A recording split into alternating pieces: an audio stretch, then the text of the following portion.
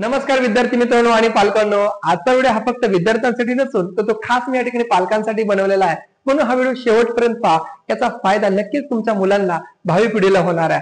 तर त्यासाठी पहा, तुम्ही तुमच्या विद्यार्थ्यांना वजाबाकी करताना कधी ऑब्झर्व केलं का? कॅल्क्युलेशन करताना कधी त्यांच्याकडे निरीक्षण करून बघितलं का? तर नाही, याचं उत्तर नाहीच येतं. कारण आपण त्या विद्यार्थ्यांना शाळेत दिलेल्या मेथड वापरायला सांगतो आणि ते विद्यार्थी फक्त परीक्षेपुरतेच त्या ठिकाणी त्या प्रश्नांची उत्तरे देतात, हाच्याची वजाबाकी करतात, उसनं घेतात आणि यामध्ये गुरफटून जातात. उत्तरे त्यावेळेस नक्की येतं, परंतु व्यवहारामध्ये ते शून्य असतात. तर आपली मुलं ही विद्यार्थी न बनतात आपल्याला ज्ञानार्थी बनवायची, कारण स्पर्धेच्या युगात त्याशिवाय ती टिकणार नाही. तर त्यासाठी हा खास मी या ठिकाणी वजाबाकीची ट्रिक म्हणजे व्यवहारामध्ये कितीही दर्जेदार ठरते, किती आपलं मुलाचं कॅल्क्युलेशन फास्ट होतं, या ठिकाणी मी तुम्हाला सांगणार आहे. तर पहा, आता तुमच्या मुलाला कधीतरी सोबत तुम्हाला बाजार करताना किंवा मार्केटमध्ये घेऊन जा, त्याच्याकडे 100 रुपये द्या आणि समजा त्याला सांगा, हे बघ मुला, आपल्याकडे 100 रुपये, आपल्याला 22 रुपयाचं सामान घेतल्यानंतर दुकानदार किती वापस देईल किंवा आपल्याला किती घ्यायला पाहिजे. तर त्यावेळेस विद्यार्थ्यांकडे पेन नसतो, त्यावेळेस ना तुमच्याकडे वही असते. मग अशा वेळेस त्याला म्हणा की बघ, त्या दुकानदाराकडे ऑब्झर्वेशन कर, त्याच्याकडे निरीक्षणाने बघ ते कसे पैसे वापस देतात. तर बघा, तुम्हालाही माहितीये की दुकानदार एकदम पैसे कधीच आपल्याला वापस देत नाही. तर तो काय करतो पहा, आता 22 रुपयापासून तो काय करतो, अंतर काढतो. म्हणजे 22 पासून 100 पर्यंत तो टप्पे कसे काढतो पहा. तेच त्या विद्यार्थ्यांना समजून बघा, तेच खूप फायदेशीर ठरणार आहे. तर त्याला सांगा, तो बघ तुला पहिल्यांदा 8 रुपये देणार, म्हणजे 22 आणि 8 30 होणार. मग 30 पासून तो 100 करताना काय करणार, 30 पासून 100 होण्यासाठी किती गरज आहे, 70 रुपये लागतात. तर तो तुला नंतर 70 रुपये देणार. म्हणजे झालं 70 आणि 8 यांची बेरीज मनामध्येच विद्यार्थ्यांना करायला हवा, म्हणजे 78 रुपये तुम्हाला असे देतो. हे जर विद्यार्थ्यांना कळलं ना, तर ते बघा कधीच पेन आणि वही हातामध्ये घेणार नाहीत आणि याची गोडी त्यांना लागली ना, तर नक्कीच ते विद्यार्थी अतिशय सक्षम होतील. आता पहा, 200 रुपये त्याला व्यवहार करू द्या, त्याच्या हातात द्या. सुरुवातीला चुकवल, एकदा दोनदा चुकवल, पण नंतर मात्र परफेक्ट करेल आणि तो स्वतःहून तुम्हाला कॅल्क्युलेशन करून दाखवेल, तेही पेन आणि वही शिवाय. तुम्हालाही त्याचा अभिमान वाटेल. असं काहीतरी शिक्षण द्या, म्हणजे विद्यार्थ्यांना पहा सांगा की हे बघ, 200 रुपये घेऊन गेलोय, तर 78 रुपयाचं पण सामान घेतलंय. तर दुकानदार आपल्याला काय करतो, पहिल्यांदा 2 रुपये चिल्लर देतो, 2 रुपयाचा ठोकळा की 1 रुपयाचे 2, त्यानंतर 80 होतात, नंतर 100 पर्यंत जायचंय, 20 रुपये कमी पडले, ते 20 धर, झाले 100. आणि 100 पासून 200 पर्यंत जाण्यासाठी 100 ची गरज आहे आणखी. म्हणजेच काय, तर 100 आणि हे 22 म्हणजे तो 122 रुपये आपल्याला वापस देणार आहे. हे जेव्हा विद्यार्थ्यांना असं मनातल्या मनात करता येईल ना, व्यवहारामध्ये त्यांचं बघा हात कुणीच पकडू शकणार नाही. हेच मला या निमित्त तुम्हाला सांगायचंय. असं आपल्या मुलांकडे आपण लक्ष दिलं पाहिजे आणि हे प्रॅक्टिकल जे नॉलेज असतं ना, हेच त्याला शिकवा आणि त्याला सांगा, हे बघ, हे व्यवहार कौशल्य ना, हे आपल्याला दुकानदाराकडून कसं शिकायला मिळालं, असंच आपल्याला या जगामध्ये ते शिकायचंय. आपल्याला त्यासाठी अशा पद्धतीची वजाबाकीची गरज आहे. तर तो विद्यार्थी बघा पळत पळत या ठिकाणी ती वजाबाकी मनामध्ये करणार. विद्यार्थी मित्रांनो आणि पालकांनो, सध्या गरज आहे ती व्यवहार कौशल्य असलेल्या शिक्षणाची. ज्या शिक्षणामध्ये हे व्यवहार कौशल्यच नाही, तर त्या शिक्षणाचा काहीच उपयोग नाही. तर पहा, आपल्या विद्यार्थ्यांना, आपल्या मुलांना सांगा की अगोदर त्यांना 100 रुपयाच्या व्यवहारापासून व्यवहार करायला हवा. म्हणजे 100 रुपये दिल्यानंतर त्यातून 16 रुपयाचं सामान आणलं, हे पैसे आहेत, हे अंक नाहीत, असं सांगा त्याला वारंवार. म्हणजे तो कॅल्क्युलेशन बघा किती फास्ट मनातल्या मनात करेल.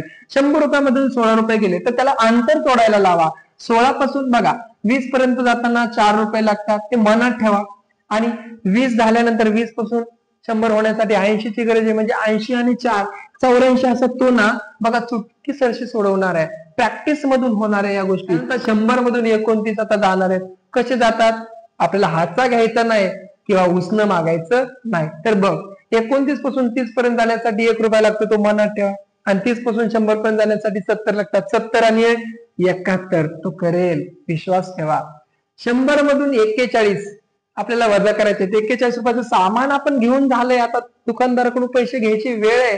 किती घेतले पाहिजेत, तर 41 पासून मनातच करा. 41 पासून 50 पर्यंत जाण्यासाठी 9 रुपये लागतात, ते 9 आणि पुढचे 50, 59 या ठिकाणी आपल्याला घ्यावे लागणार आहेत. या शिक्षणाची खरंच गरज आहे, नितांत आवश्यकता आहे. पहा, 100 मधून 58 वजा करायचे, तर 58 रुपयाचं सामान घेतलंय त्यांनी. बघा 58 पासून 60 पर्यंत मनानेच करणार, बघा विश्वास आहे. 58 पासून 60 पर्यंत जाण्यासाठी 2 रुपये लागतात, म्हणजेच ते 2 आणि पुढचे 40, 42 रुपये या ठिकाणी तो घेईल. हे अंक प्रॅक्टिस होणार आहे आणि हेच तेच अंक येणार आहेत, लक्षात ठेवा. त्याच्यामुळे गणितातल्या त्याच अंकाची त्याला मैत्री होईल, तो खेळेल त्या पैशासोबत. आता पहा, लेवल वाढवा. आता 200 रुपये द्या त्याच्या हातामध्ये, त्याला सवय झाली 100 रुपयाची, तो 200 रुपयाचाही कॅल्क्युलेशन बघा खूप फास्ट करणार आहे. आता 200 रुपयामधून 22 गेले तर त्याला माहिती आहे 100 मधून 22 गेले 78 राहतात. 78 आणि तिथून पुढे 100चं अंतर तोडायचंय 200 होण्यासाठी. म्हणजे ते 100 आणि 78 तो 178 विद्यार्थी मित्रांनो करणार आहे. तो कॅल्क्युलेशन इतकं फास्ट करणार आहे, बघा होणार आहे ह्या गोष्टी. आता 200 मधून 68 जाण्यासाठी अगोदर त्यांनी 100 मधून 68 प्रॅक्टिस केलेली आहे. त्याला माहित झालेलं आहे की 68 पासून 100 पर्यंत कसं जायचं. म्हणजे बघा 68 पासून तो कसं जातो, 68 आणि 2 70 आणि वरचे 30 आणि 2 32 आणि पुढचे 100, म्हणजे तो 132 करणार आहे. 132 रुपये वापस आणणार आहे. तो चुकणार नाही. आणि शक्यतो पैसा हा कधीच व्यक्ती चुकत नसतो. पैसा व्यवहारामध्ये प्रत्येकाला तो पैसा तितकाच अप्रूप असतो, तितकाच प्रिय असतो आणि त्या मुलालाही त्याची गोडी लागेल. आता 200 रुपयामधून 73 गेले तर त्याने 100 मधून 73 घालवले, त्याला माहिती आहे 27 राहणार आहेत. 73 पासून 100 पर्यंत 27 आहेत आणि ते वरचे 100 म्हणजे 127. पहा, 200 रुपयामधून 81 रुपयाचं सामान आणलं तर त्याला माहिती आहे 100 मधून 81 हा बेस त्याच्याकडे आहे. 19 रुपये राहतात आणि ते 100 119 विद्यार्थी करणार आहेत. हे पालकांनो, या शिक्षणाची खरंच गरज आहे. मी जे तुम्हाला या व्हिडिओच्या माध्यमातून सांगतोय ना, ते माझे फक्त मला मनापासून वाटतं की आजचे जे विद्यार्थी आहेत ना, ते विद्यार्थी न राहता ते ज्ञानार्थी बनले पाहिजेत. त्यांना व्यवहार कौशल्य असणाऱ्या शिक्षणाची नितांत गरज आहे. या स्पर्धेच्या युगात त्यांना टिकवायचं असेल तर याच पद्धतीचे उदाहरणं, अशाच पद्धतीचा व्यवहार त्यांना मनात करू द्या.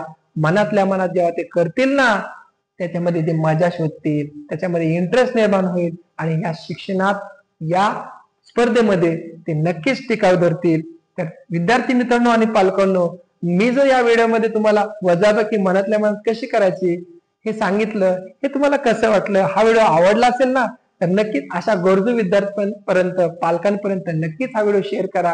व्हिडिओ आवडला असेल तर लाईक करा आणि अजूनही आपल्या या हक्काच्या प्रशांत सर मॅथ्स या चॅनलला जर तुम्ही सबस्क्राईब केलं नसेल तर सबस्क्राईब करून बेल आयकॉनचं बटन प्रेस करा.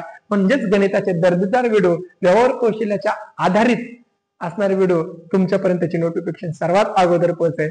धन्यवाद.